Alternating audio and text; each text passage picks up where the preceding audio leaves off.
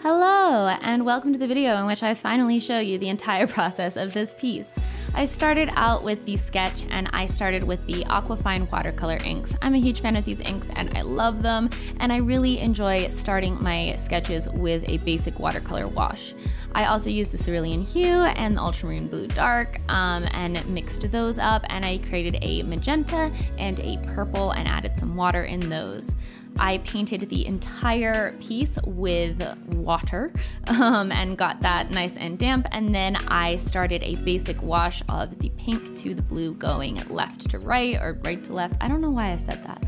And then I pulled out the fluorescent pink, which I was so excited to use and basically kind of based a lot of this painting around the idea of fluorescent pink. And I started by filling in the background, and I just started with the right side. The right side of this painting was going to be more of the pink side, and then it moved to the left where it was blue.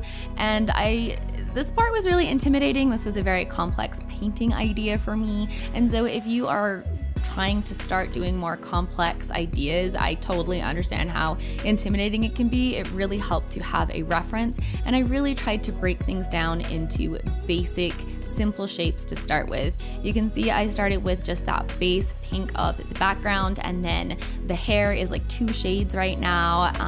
I started by keeping everything pretty flat and just trying to add in certain areas where I saw them, and I'm not worried too much about blending at this point.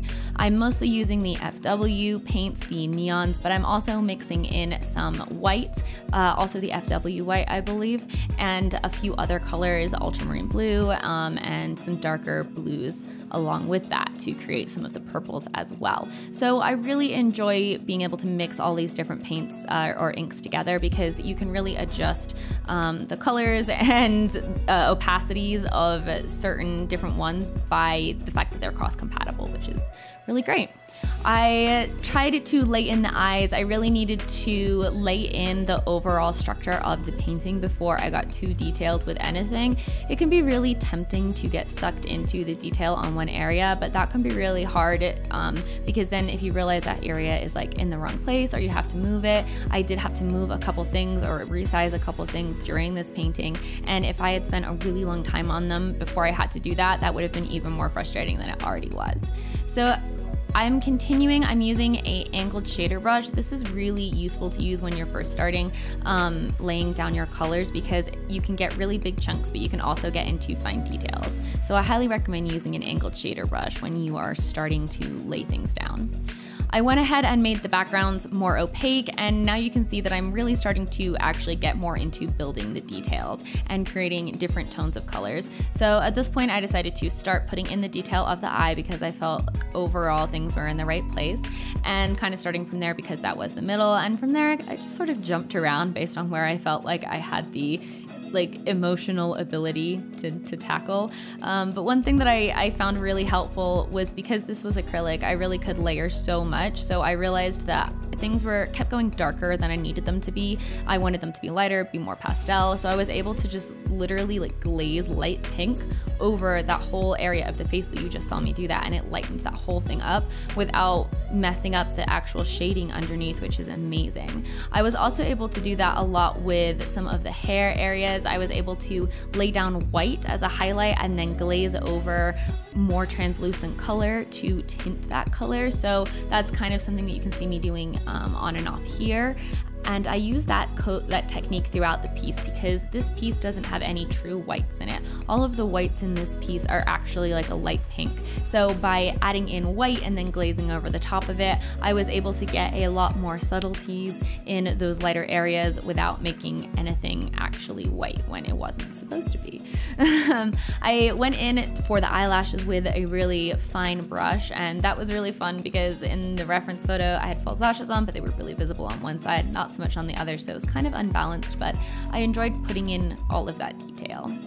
At this point you can see things are starting to take shape a little bit more, especially now that that center eye is done, and I'm trying to get the nose in the right position, and this is where I start realizing that there is something majorly off about the left face and how it overlaps. And I know this isn't going to be perfect, but it was definitely really misaligned. And so I had to start moving the lips over to meet the nose because they were way misaligned. So I painted over that, repainted the lips, and then repainted back over that with the blue so that they looked like they were behind the hair.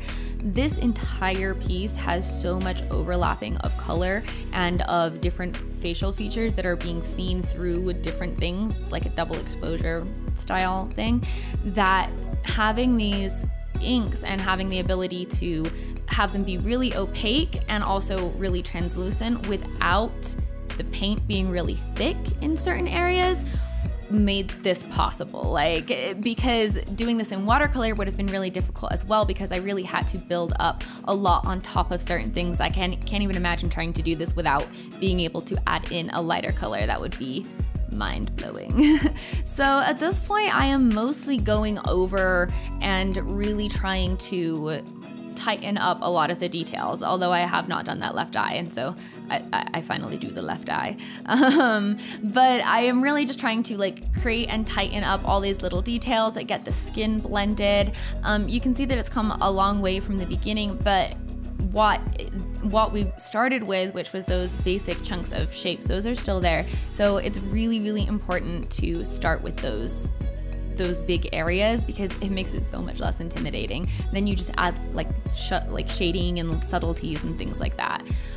For the left eye, again, I needed it to look like it was underneath that hair, so I went ahead and painted the whole thing and then painted the hair back on top of it using a translucent blue, the fluorescent neon mixed in with a couple others. And yeah, at that point it was mostly just about final little details and finishing things, signing it. I covered the whole thing with a matte medium, and the reason I did that is because I used different mediums. I used FW ink and System 3 ink, and they have different finishes, and that helped matte everything out. And this was the finished piece. I cut it out, and then as you saw in the previous section where I talked about the mixed media, I stuck it onto this super shiny painted wooden board, and I think it came out really cool. I think the metallic really helps to kind of like draw your eye in, and I think it plays really well with the overall painting, and I would not have been able to make this painting without the neon inks, so it was really exciting to be able to play with these. So I really hope that this helped you, that it helped teach you some techniques about mixed media, specifically with ink, gave you some inspiration. Thank you for watching, and yeah, I hope you have a great day and make some beautiful art. Bye!